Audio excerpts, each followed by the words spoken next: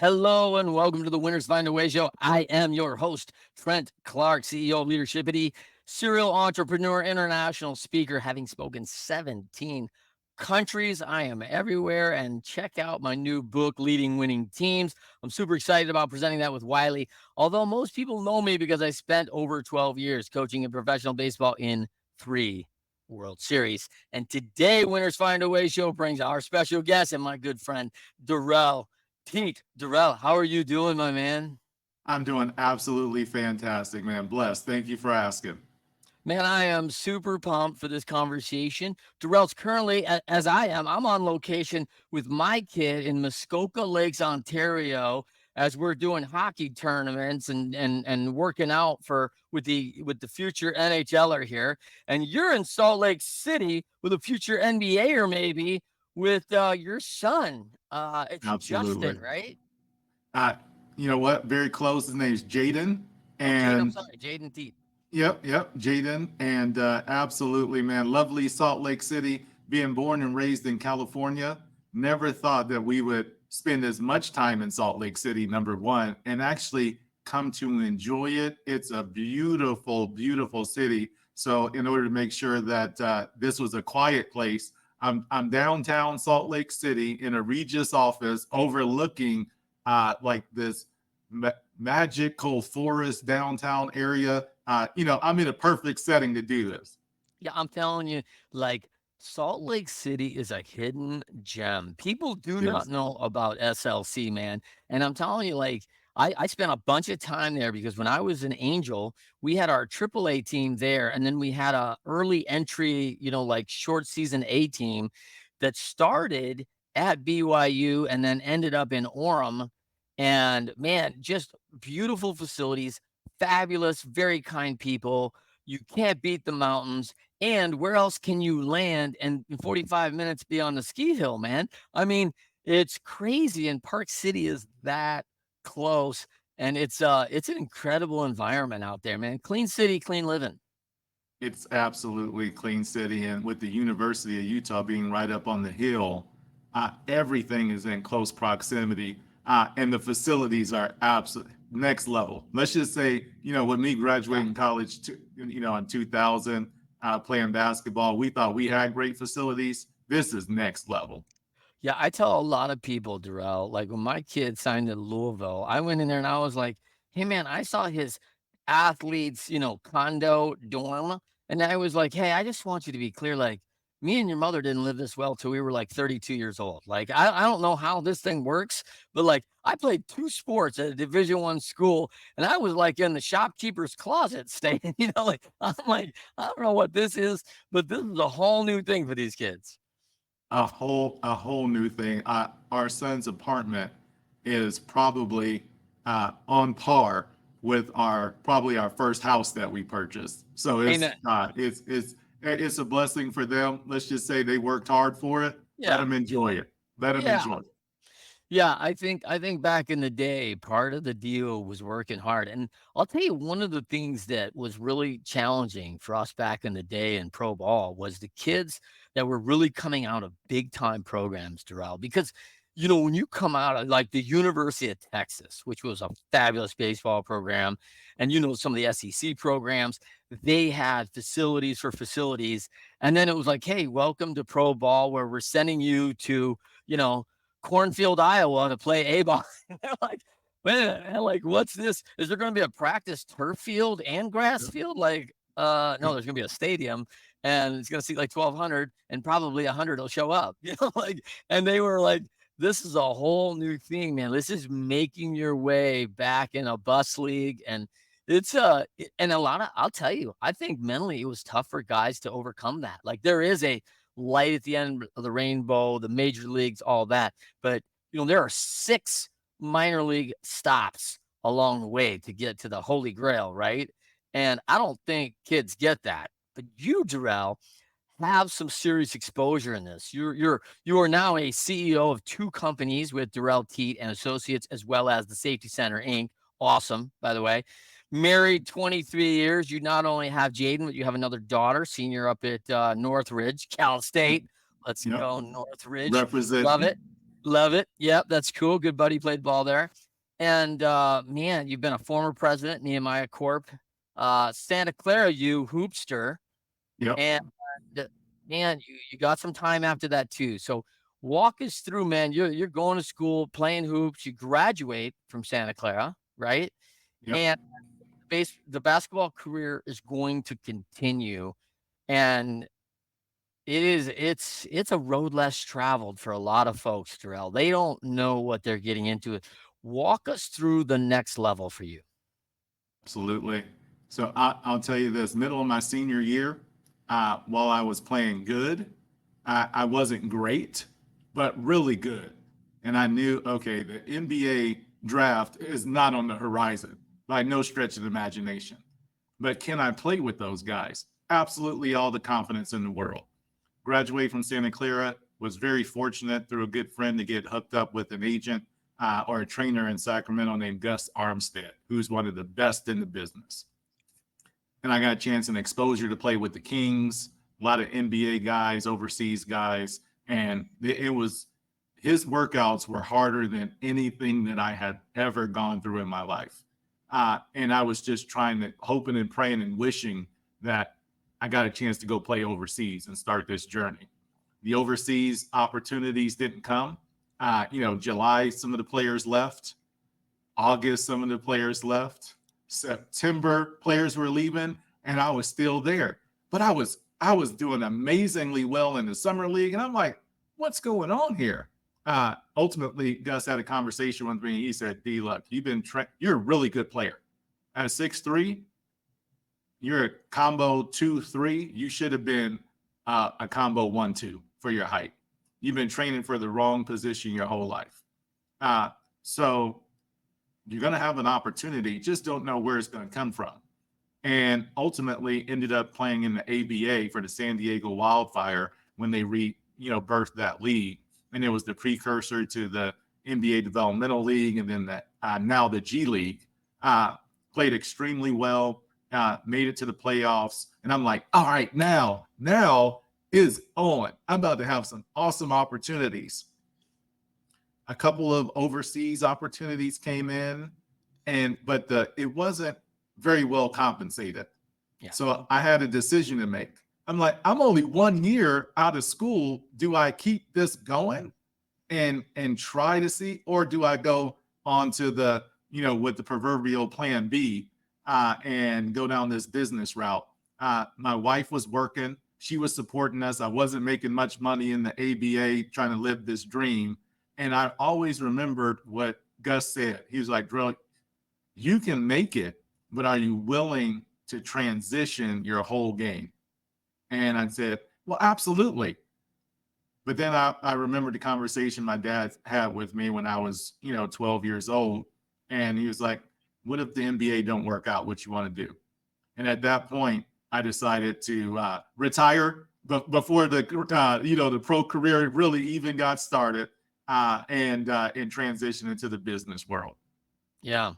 Yeah, I appreciate that, man, and I really identify with the training for the wrong spot, right? I played on a very good high school baseball team, 3 state championships in a row, and or 3 state championship games. We only won one of those. And, I was a center fielder. I ran balls down, and I got in through college, and I was realizing, "Oh, man, I should have been training at second base a long time ago." At 5'6", 175 pounds, Altuve's got a chance, but not as a center fielder in that league, Yep. especially back then. They wanted guys that looked like you. They wanted 6'3", 225. That was the deal. I'm a few years ahead of Moneyball, which really hurt. That really hurt the draft status, because it all changed. And I was Mhm. like, man, I was always training for Moneyball before they knew Moneyball. Runs scored, production, right? Quality, like lead off, on base percentage, like make things happen. And, man, and I think about, my days in Cleveland where Kenny Lofton just set the table for just a wrecking crew, and you were just like, "Man, it doesn't look fancy, it just works, man," and the Yep. guy was Absolutely. so good at it, right? And, yeah, I just think I missed that, and it was that point where you realize, man, you're like 21 years old going, "Oh, crap. I'm the right guy in the wrong spot, and that's Yep. rough. That is a rough day, man, when you learn that. And you're thinking somewhere along the lines, one of these coaches or something might go, "Hey, man, you might wanna think about that. Coulda let me know maybe at 17, 18, but Yep. it's probably serving the team very well at that time, right? Absolutely. So, it's a challenge. Now, yeah, so let's talk a little bit about this. Most people don't know that you're a 12-year-old 7th grader sitting in there and your dad says, "Hey, you need a strong plan B right now. I'm okay with plan A. I'm going to support you. But we all know the numbers, we all know the percentages. You need to take a hard line." And listen, most 12-year-olds aren't really factored plan A yet, let alone plan B, Yep. right? Absolutely. So, man, when this comes in, like, looking back on that time, what do you think gave you the maturity to know yourself, to know, like, "Hey, I wanna lead." You're a team captain at Santa Clara. You've been in leadership roles most of your life, and you're still helping leaders lead. I mean, it's what you Yep. do as a career, which is awesome. And, what let take me back to 12-year-old Darrell going, "Yeah, man, this is it." Thank you for the question. Uh, it's been because it was easy for me to make that decision. I had no idea what a CEO really did, but I knew that a CEO was the leader of the company. All right, so I knew that much, and I've been very fortunate to have people speak into my life all my life about being able to help me identify my gift of leadership. So fifth grade, sixth grade, seventh grade, people have told me, Darrell, you are a natural leader. You have an ability to communicate, to inspire people. You have a heart for others to help them be successful, and you set the bar for a level of excellence for yourself. And that goes back to my dad making sure that before we left the house every morning, the beds had to be made, your shoes had to be lined up, the kitchen needed to be cleaned, right? Every Thursday, the grass had to be cut. Every Friday, the house had to be cleaned, or else there was no activities for the weekend. So there was a high level and standard that we've Yeah. always had in our lives. So I'm like, I know I'm a leader. I know a CEO is a leader. And at that time, I'm thinking, okay, NBA people make a lot of money. From what I can gather, CEOs make a lot of money as Yeah, well yeah, yeah. too. But Yeah. hey, that plan B. Let's go see if we can make that happen. Yeah, yeah. Now sometimes, I might be the Yep. CEO doesn't mean I'm just kidding. Okay, so let's shed a little light on your dad. Yep. You're a child growing up in Fairfield, California, Yep. and that is a large Air Force base. Yep. Now, when I first met you, I was like, "Hey, Darrell, so your dad was in the Air Force, right?" Like, "No, my dad worked at the base, civil servant on the base, but your dad is gotta be bringing some of that Air Force influence home, it sounds like to me. Maybe he always had that, I don't know, but, like, I would think that that Air Force, like, hey, order, steps, chain of command, the things that are going on in leadership of some boundaries that happen, he's setting at home. Is that fair? Very fair to say. My parents, they divorced when I was 11 years old. My mom has always been in our life, always. But my dad said, our kids are going to live with me. I'm going to raise my boys to be men. So we lived with my dad our whole life. So single dad raising two, men, and everything was structured and disciplined because he knew that's the way that we were ultimately going to be successful. Yeah. So not only did he instill that just by the nature of how he lived his life in order to model it for us, we pretty much lived on the base during the summers. There Yes. were there were there were two gyms. He would go to work. He would have his boss sneak him off a base to come pick us up.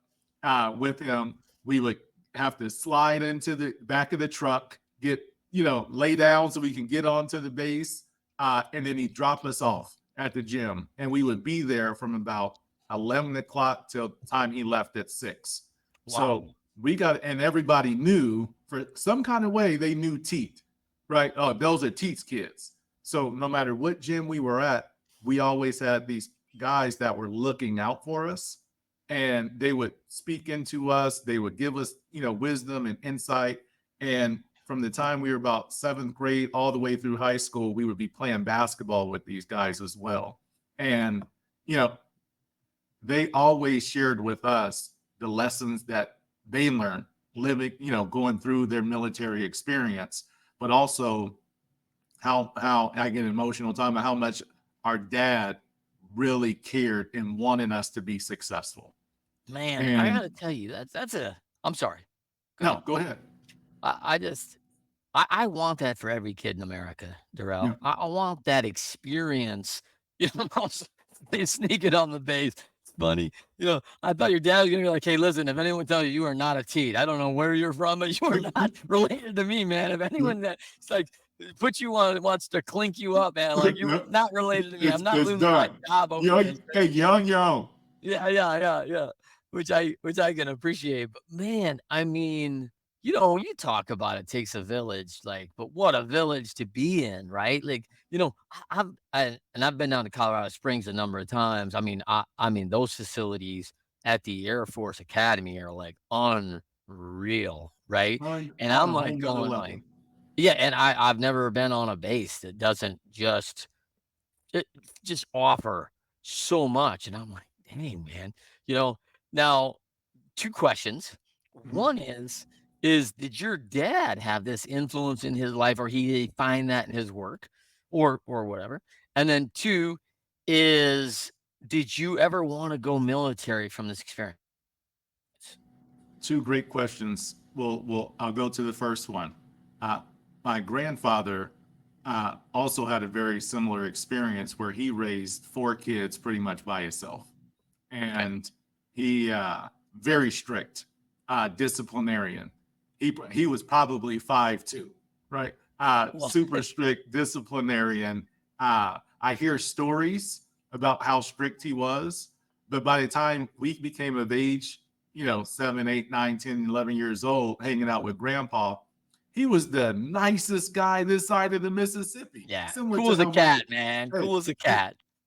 similar to how my dad is with his grandchildren, our kids. Every Ye time they get around him, ever since day one, he just turned into this whole totally different. We're like, who is this dude? My brother's like, who is this guy? Right? But My so dad's the so same, he by the way. My dad's same guy. yeah. So he grew up in a very strict household, disciplinarian household. Uh, and then as far as the military, absolutely not. I knew that the military lifestyle was not for me. Also, my dad told me specifically and my brother, the military lifestyle, if you want to go that route, I will support you. However, I guess he's seen some things in the military and heard some stories where he said, you know what, you would be better served with your gifts going to college, playing sports, going private sector route. And if you decide to go back around and go to the military, fine. But he really steered us towards another route when he understood what type of gifts we had. Well, I think, like, my guess is that, these men and women that are speaking into you along the way have gotta be passing, I mean, some leadership qualities that you Absolutely. recognize are not standard to most 7th and 8th graders, right? Yep. So, Yep. as these teachers are seeing like, "Hey, Teet, I see these leadership qualities in you." You're modeling some behaviors of people that you see that are in leadership. I mean, there's no Yep. doubt you're in the Absolutely. military. There are leadership levels at all levels, and Absolutely. and there are and I really like, something you said about, you have high expectations, you carry yourself, but the word I always like is standards. I used to use the word when I coach with Coach Saban. He has extremely high expectations of everybody, but he modeled those standards of what that expectation looked like. And this is what he just saw you and went, like, "Hey, Darrell, I see what you can be, and I won't let you off the hook for a minute to be anything less than that. And here's the standard. And I'm not just talking about it, I will be modeling it the entire way." And I think that to me, again, is something that is brought fully through the military. No one's doing Mhm. basic training going, hey, I didn't even make my bed. I didn't even wear my dress the way I'm supposed to because I can leave my shirt untucked. And like zero chance the drill instructor is doing anything that's not right by the book, right? Yep. Because they are modeling the experience and the excellence that we need from everybody. Absolutely. And to your point about standards, there I was watching a Nick Saban video on leadership, and this was probably about 2 years ago. And he said the standard is the standard. So our family group chat, the Teat family group chat, has a photo, a picture that says the standard is the standard. It's also titled Teat family is on a winning streak. When you operate by the standards, there's no way that you don't have wins every single day. So when you said the standard is absolutely everything, it is absolutely everything, and that was instilled in me from an early age. Yeah, my good buddy and brother Desmond Clark. I mean, we're brothers. We don't look exactly like. He's about 6'5", played tight end, black man in the NFL. Like I'm 5'6", 170, right?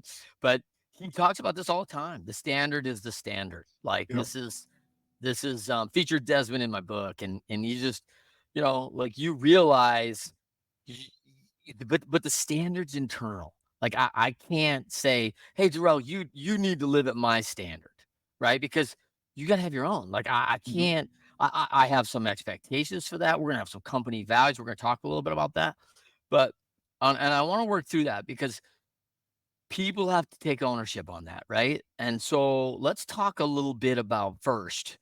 Um, let's talk about um that first kind of quality that is absolutely crucial that you're coaching and teaching in your leaders all the time. That it starts with that mindset of the leader. Walk me through a little bit about what that means to you and what your clients understand from that. So the first quality, uh, and really it's a mindset and a philosophy that nobody cares. Nobody cares if your company's successful. Nobody cares if you're successful. Nobody cares if your kids come out of school debt free. Nobody cares if you buy the beach house and create that legacy. Like nobody is coming to save you. And the reason why I start with that is there was a time in my life where I was looking for help. Like I was really looking for help. I'm a great person. I'm a man of God. I treat my family right. I help other people. Like I'm looking to add value. Why isn't nobody helping me? And the help didn't come. The help didn't come. Things happened where I wasn't able to provide a certain lifestyle for the family.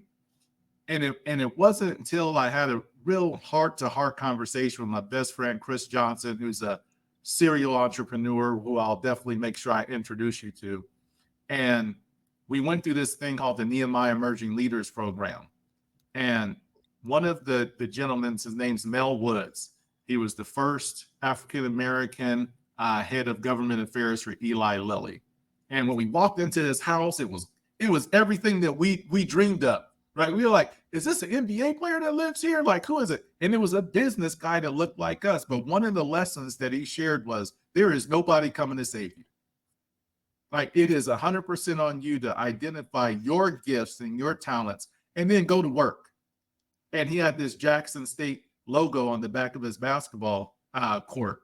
So we asked him about basketball, and he was like, just like when you're hooping, it is 100% on you to be successful. Like your coach can give you all the framework and the plays, but you have to execute. And that was the stage that he set for this 10-month journey for us gaining tools and access to resources and relationships where like it's 100% on you how you take advantage of this. Through that conversation, it just all clicked back into place for me. Like I went back to the seventh grade working in the gym every morning, you know, getting my shots up in the morning, getting my shots up in the evening, because I knew it was 100% on me to get to the NBA. Like nobody else was going to perform when the lights came on. Yes. And so everything came back into focus when I realized nobody cares. So as I go through this journey now, whether it be opportunities that come to me, to my family, to others, whether I'm coaching, serial entrepreneurs or executives or rising executives, and they start to wonder where the help is going to come from, it's that shifting of the mindset, like you have to produce and then go through that journey. And once you have that epiphany, then you're off to the races because you don't owe any, oh, nobody owes you anything. And then you go in that overdrive. It's funny, I really identify with this gap where I really got that as a kid, and then I had this lull after sports where I had this, "Hey, it's more of a team game now, and someone will come help and give me an assist," right? Like, like, "Hey, Yep. someone feed me the ball," right? Like, I'm looking for an assist. Yep. And, I have a statement in our organizations that we work with, and I get this very clear to the leaders right from the beginning. And I write it up on the board and I say, "You are responsible for your results. Yep. Absolutely. Don't look left. Don't look right. It's all coming back on you, man." Like, and that's it. And we all got to understand our roles and responsibilities. But ultimately, it's like, "Hey, oh, I didn't get the result. Well, it's Darrell that." No, no, he's not responsible for it. This is your results, and I think Absolutely. that people miss that, man. But I kick myself about this in my life a little bit, Darrell, and I beat myself up on this a bit because, I've been looking for that assist in my life at times, right?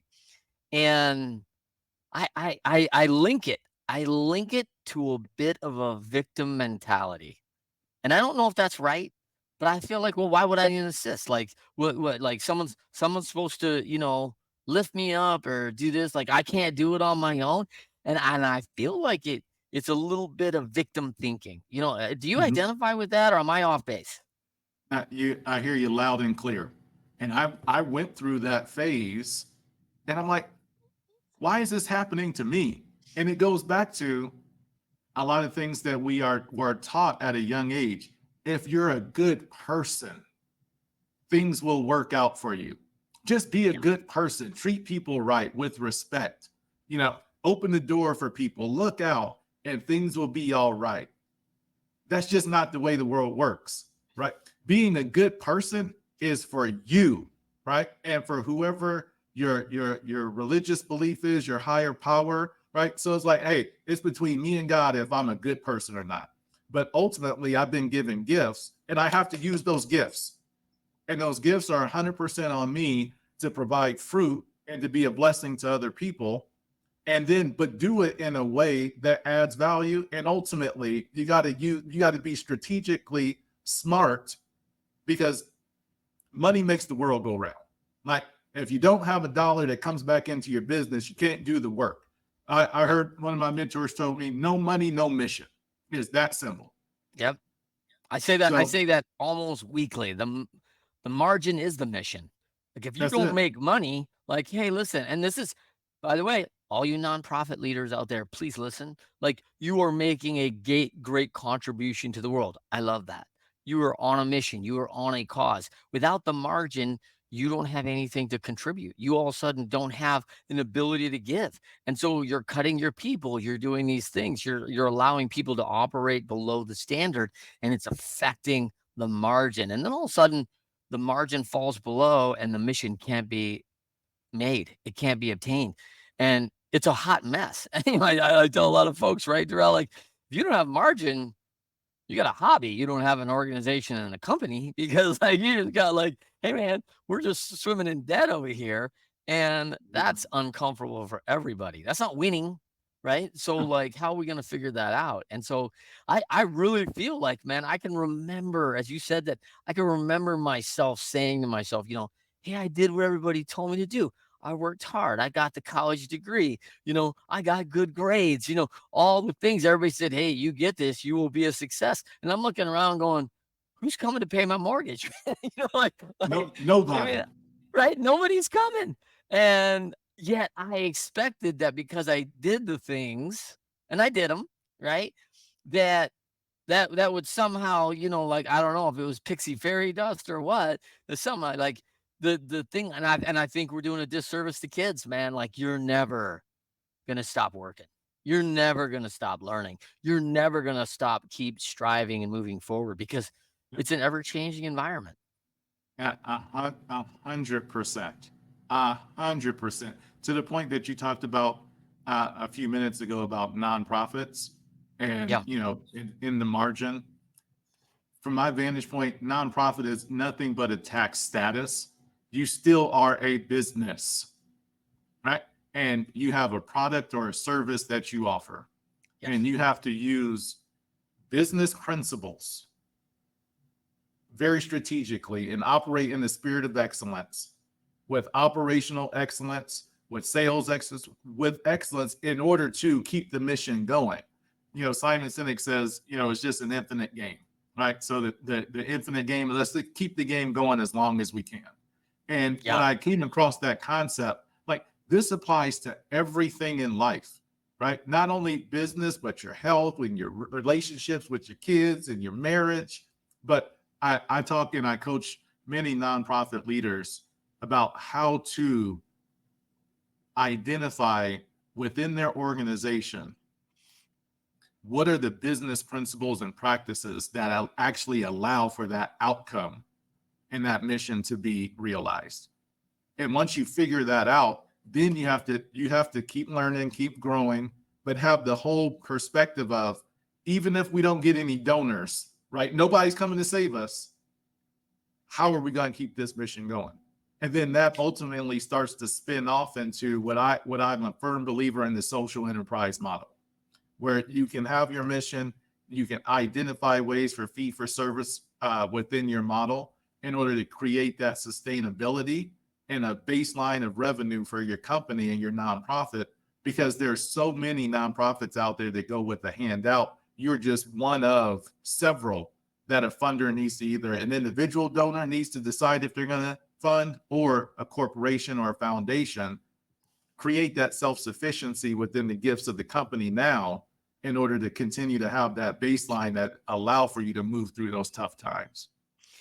So let's pivot here because and kind of in the same breath of the NPO, one of the challenges I've seen is culture in Mhm. NPOs. And one of the things is accountability is actually lower than I actually expected it to be, which is bonkers to me. It feels counterintuitive because I'm thinking this is somebody else's often dollars that are specifically designated for things and a mission, and we're not watching them, right? There's no operating system, business operating system like Bloom Growth when we go in there and give the accountability and visibility that so many organizations benefit from, double their value very quickly, always half the time, and it's crazy, and one of the attitudes I probably heard 4 or 5 times on at the water cooler is, "Well, Darrell, I'm all about giving back here, and I am a full supporter of the mission,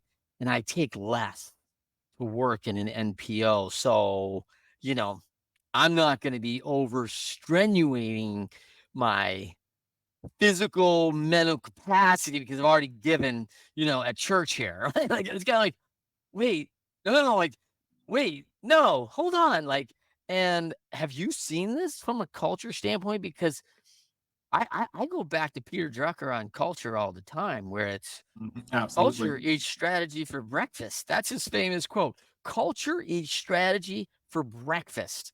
And I'm, like, thinking, uh-oh. Well, I'm now in serious consideration of issue here with this organization as I hear people talk about that. What's been your experience in this? Exactly like you've experienced. And I've remixed the Peter Drucker to say culture eats strategy for breakfast, lunch, and dinner every day of Yeah, the week. it's all day Right? long, baby. And Yeah, and if you want to throw in a snack too, right? yeah, So all of it.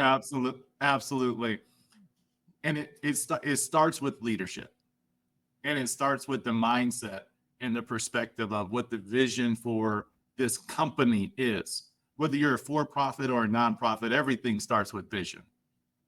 And when you, after you have your vision of what you actually want to achieve, right, you can reverse engineer to what's the level of excellence, what are the out and the actions that need to happen in order for this vision to be realized.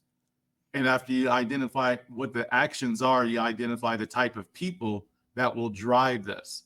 And then I need people who hold themselves accountable or want to be held accountable in order to achieve this particular vision.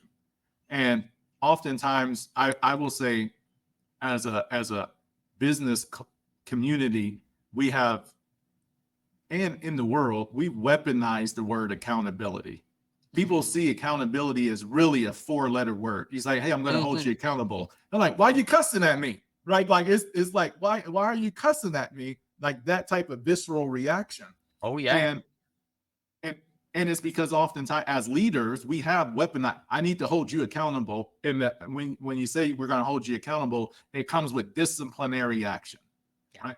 Rather than, I'm a firm believer in, I can define any word the way that I want to within the culture of this company. And all accountability is I am helping you do exactly what you said you wanted to do and what you need to do in order to get the outcome that you want to have. So we personalize accountability. I wouldn't be a good friend. I wouldn't be a good leader or a good colleague if you said you wanted to do something. Trent, you said you wanted to do this, and I just let you go by without, and seeing that you weren't taking the actions to do it. I'm not being a good friend, good coworker, good leader. So it's my job to help you do exactly what you said you want to do and become who you said you wanted to become, because there are people attached to it that you said, "Hey, my son, right? My family, I want to be able to impact them in the world in this way. So I'm going to help you do that." That's all Didn't your accountability dad is. do that? Didn't your dad do it for you? Like, he's like, Absolutely. you wanna be in the NBA, you can't spend the summer at the lake, you know? No, You gotta get to the court, you gotta do the work, and that's it. I'm sure if there was a couple days you took off from the court, he was like, wait a minute, what happened to the No, NBA thing?" Because abs- it's only done by putting in the time, right? And so absolutely. that's getting you back on it. It's funny. I just want everyone else to know on the Winners Find a Way show that, Darrell and I have never talked about this. And, I love it that he always drops it's a four-letter word. I must have said this probably 20 times on my show before. Like, accountability is now a four-letter word. So I love that verbatim. I So knew thank I you very much. liked you for a Yeah, reason. yeah, yeah, I man. knew I liked I you for love a it. reason. Yeah. So now you get to this personal level. This is what do I want to accomplish. This is what I want to do. And winners, when shown data that they are losing, find a way to win, right? That's why we call it winners find a way. Is love that quote from the Four Disciplines of Execution. And just that title of a book is fabulous, written out by our good friend out in Salt Lake, actually, Sean Covey. So so when the thing that keeps coming back to winning is achievement. What do you want to achieve? What do you want to accomplish? And as you talk about personalizing this, what are you really getting to in the depth of these folks? What do they really need to do in order to be successful? That's a phenomenal question. And it starts with mindset. It starts with philosophy that guides your life. And it also allows for us to have a vision, right? What is the vision for what we want our lives to be? Oftentimes when I'm coaching a leader, we'll go through the exercise and it'll be this epiphany that as life changes and as the company changes, the vision starts to shift a little bit. And that's when people become lost. For example, your kids go off to college. Like, okay, I had this vision of getting my kids to college. They're in college now. I feel a little lost. I'm doing this business, but I'm disconnected from my kids now because they're, and now the business is suffering because this whole holistic vision for my life is off kilter. And it's like, okay, so we reverse engineer, like what's the really the root cause of it is, man, you know what?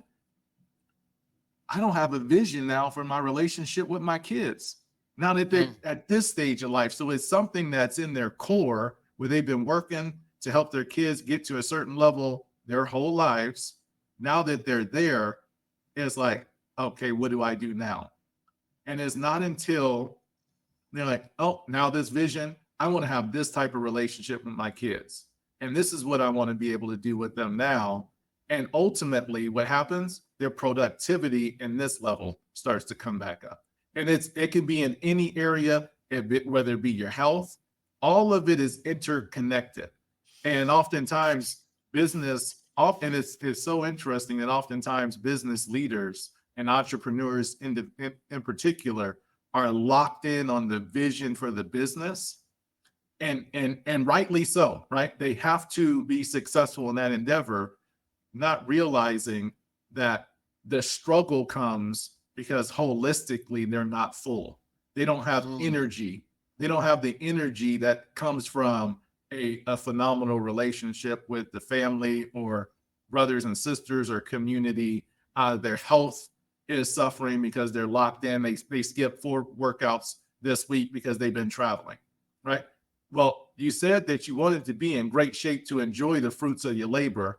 Are you doing what you like, that vision and holding people accountable? So oftentimes I literally have on my calendar for the people that I'm blessed to coach and people I'm able to lead through Safety Center, be like, hey, how many workouts you got in this week?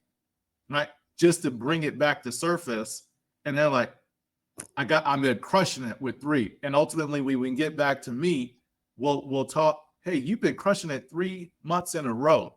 Like, right, like everything has phenomenal momentum. Why? Is reverse back engineered to the way that they thought about this vision and how they're going about their life holistically creates, the feelings and the emotions, right? That whole chain of reaction. Thoughts create our feelings and emotions. Our feelings and emotions create our behaviors and our actions, and then boom, is directly correlated to our outcomes. So that it all starts with that vision. I wanna kind of lean into that outcomes because I want you to talk about one of the really important things that I think you've driven home to your folks that you work with, which is what I get excited about when I ask Darrell Teat what he wants to accomplish is you give me the high standard. Well, my eyes are getting big and I'm excited as a business owner because as I hear your aggressive desire, growth for achievement, part of me selfishly is not only do I know I can help you get there, but I internally and externally know all the value our organization's going to get with you striving for these things. And not only what you'll bring, but what you'll model for other people in achievement. And I'm like, man, I love your goals, Darrell. You go get it because all I see is the contributions it's going to make to not only you, yourself, your family, but the organization and man, and then ultimately our client, our end users, right? And so it's just win, win, win when we get that right. And we're also aligned about this is what you said you wanted, right? Like just to get clear, because I'm gonna push you on this and I'll give you tough love around it, but it is love. Don't mistake it, but it's gonna happen. And this is what you told me you want. So it is all in your best interest. And I think that's a hard thing for people to gather. If they didn't have what maybe you and I had, Darrell, because we had a lot of who got to get coached till they were 30 years old or 40, like most Absolutely. people left a coach in high school and then like, oh, I guess I might get a coach at work now that I'm 40 and I'm in upper management. Like Mhm. I haven't had one for 22 years. How's this thing work? Like yeah, like, I had a coach my whole life, man, like, because I love feedback, and I want that tough love to hold me accountable, but you walk me through about how your people really see that value. That's a very good question. And I'll share this with you. Adding value, the way that I've been very fortunate, we talked about frameworks and philosophies, right? we have a couple of, I have some personal frameworks and philosophies I'll share with you. And then the last one will be about how, adding value. So, number one is live a life that inspires, not impresses. That's number one. That's our family motto. Our daughter got it tattooed down her back. She's still waiting on me to get my tattoo. I've been holding out. Okay, I've been holding out. Me Um, too. I like that. the, the other framework is to help people take the lid off their life and their career, Yep. and to do that is simply helping others accomplish the dreams and goals that God placed in their heart, and in turn, you will accomplish the dreams and goals that God placed in your heart. And that's all about adding value for whatever resources we have, using our gifts and talents to help other people accomplish their dreams and their goals.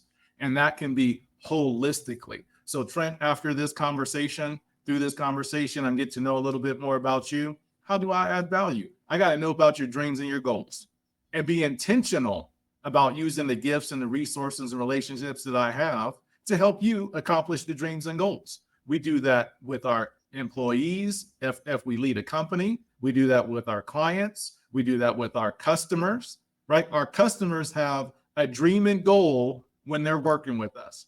We add value by helping them accomplish that. The more people that we help accomplish the dreams and goals, there is absolutely no way that we don't benefit from it because people pay you for value. And we went going back to what we talked about before, no money, no mission. So if we want to just really try to simplify life, because we can make things extremely complicated just by nature of being a human, we can make things extremely complicated. And the most successful people that I've been able to be around who are millionaires approaching billionaire status, the most successful people in the athletic world, the most successful people in their marriages and their families, they break things down to it's extremely simple. If I execute these fundamentals, then I will always have an opportunity for success. And sticking with the fundamentals, and that's adding value and looking for. John Maxwell says something that just changed my whole perspective. And this was probably about 5 years ago. I'm a YouTube University graduate. Okay, I got a PhD in YouTube University, right? So it was I'm getting ready to go on a drive. I saw something that pop up. It says the John Maxwell video said, "Do you want to have the best year of your life?" I said, "Well, yes, I do." So I clicked the button, and he just talked about his framework and his framework for waking up, looking for ways to add value, like intentionally. And when he's in conversations with people, he's looking for ways to add value and identifying ways to add value. And then at the end of the day, reflecting and saying, how did I add value? So the framework that, whether it be a safety center, where we increased revenue in the last 5 years by 90%, Wow. is strictly looking for ways to add value to our customers and having frameworks for even when we're in person meetings, when we're in virtual meetings, thinking that the customer is in the room with us, right? So that we're finding and thinking about ways to add value. New products and services are coming out at all times. We're doing things for the customer that allow for them to be successful. Testimonials go through the roof. So when you add value, people want to come back. We have our North Star metrics as repeat customers. With a repeat customer North Star metric, that means you better have a whole lot of value along the way. So as a coach, all I'm doing is looking for, how do I continue to have repeat customers? And that means I need to add a significant amount of value to help people continue to move down this path of accomplishing the dreams and goals that's in their heart. Yeah. Here's the thing. I love the framework. And here's the thing. And I want to stay on this value thing for a second. Not that the rest of it's awesome too. But, I'll tell anybody who will listen, if you want to be in the top 20%, and what I call the top 20% is hired. That's what I call them. Because when you're better than 4 out of 5, you get the work. You're not going to get every job, right? Yep. But like you become top 10%, you're better than 9 out of 10. How many people Yep. are reading, 10 framework and proposals? Not that many. So you're getting the work. Every one of those top players, every one of those top performers are contributors. They add value. They contribute to people's lives. They contribute to the bottom line. They contribute in every single way they know possible, from an ethics character standpoint, from the work, from the research, from the adaptability, and learning all those things. Um, Contributors never have to worry about having a place, because when you're Yep. that person, they will find you. You're wanted. Absolutely. Yeah. Absolutely. I share with my son, even in the sports context. He's a point guard, right? So going into his sophomore season and year, they go into the Big 12. The Utes are going to the Big 12, one of the toughest conferences. They go from the Pac-12, which unfortunately, had to go away, uh, into the Big 12, Crazy. one of the toughest conferences in the country. And he played a little bit as a true freshman. And in the world of NIL and unlimited transfers, there's 6 new players on their team, and a couple of them are coming from Big 12 schools, right? And then there's new coaches. So he has to prove his value every single day, not only to the coaches, but you have to prove your value to your teammates Yep. as a point guard, as a leader, right? The CEO on the court and the youngest person on the team by 3 years. How are you going back to this philosophy of helping people accomplish the dreams and goals that's in their heart? They're not at that level, not wanting to play basketball after college. So you have to not only do Mhm. things that hold yourself accountable to be excellent because you have a dream and goal. So let's not be selfish. The more I can help them accomplish the dreams and goals, get them the pocket passes right to the big guys in the post, throw a lob, let me penetrate and kick out to my shooter. So because he's a phenomenal 3-point shooter, guess what's going to happen? When I shoot shots, nobody's going to complain. And when I'm hot, they go swing it back around to me because they know Jaden is always looking out for me. Right? Same philosophy as a CEO. Right? You don't have to take the credit. Right? We diffuse credit and we set people up for success. Give them the layups, because all it does is get their momentum going, and it goes back to that team concept that you talked about. That's how winners win. That's how winners win. And I mean, all of and this is and I know we're talking sports and we love sports and we cut our teeth on that. And certainly, my book, Leading Winning Teams, right? I mean, Yep. it is all about that area of sport that we always have. And we find, this value in these lessons we've received. But the lesson you're getting and Jaden's getting right now is that this won't stop. And this is the thing I think kids missed is, like, this won't stop once you get into your professional career.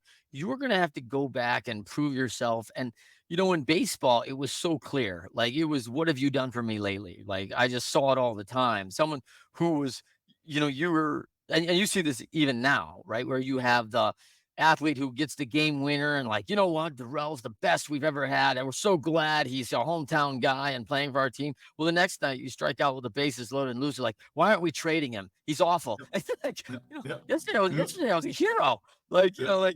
and it's that fast. And I think what people aren't recognizing is that this is changing in our business environment too. People are looking at, like, "Hey, it's a little bit of a what have you done for me lately?" And you are gonna have to reprove yourself. And I'll tell you right now, a competitor that everyone's not thinking about, AI is here to stay. Tell Like, me about it. you're fighting a computer right now and how they could replace you very quickly. And that computer's never gonna have relationships. So if you're not Yep. thinking about that part of your game, you better ante up, because if you're not contributing, there are ways you separate yourself right now that just aren't gonna be separated in another way. So, man, Darrell, this has been awesome. Darrell, real quick, tell them how they can find you. The best way to find me is on LinkedIn. Darrell, Darrellteat. I'm easy to find. That's the primary. And then also D Teat, Associates.net. That's my website for Darrell Teat and Associates, dteatassociates.net. People can connect with me there, schedule a time to chat. I just love talking business, right? Absolutely, it's my passion, and seeing how I can add value to people. That's awesome. For myself, Trent Clark, thank you for joining us. Special shout out to Daniel Fleetwood for introducing Darrell and I, which is Absolutely. pretty awesome. Great dude. And yeah, he's working with Tells.co, great company, probably one of the best texting services. I'm using them now. Super excited about Tells.co. And you can check out that. As you know, you and I know, Darrell, in the marketing game, man, where else gets a 99% open rate, right? Texting is kind of the new future. So, and it's personalized. So I love that. For everyone out there on the book, launching August 20th. You can get it now. Go to my website, leadershipity.com. You can go to my author site at bit.ly/Trent LWT, leading winning teams.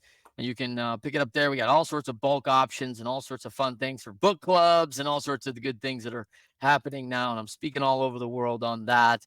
And I can't wait to see you down the road. Darrell, thank you so much for joining us on the Winners Find a Way show, man. I so appreciate it.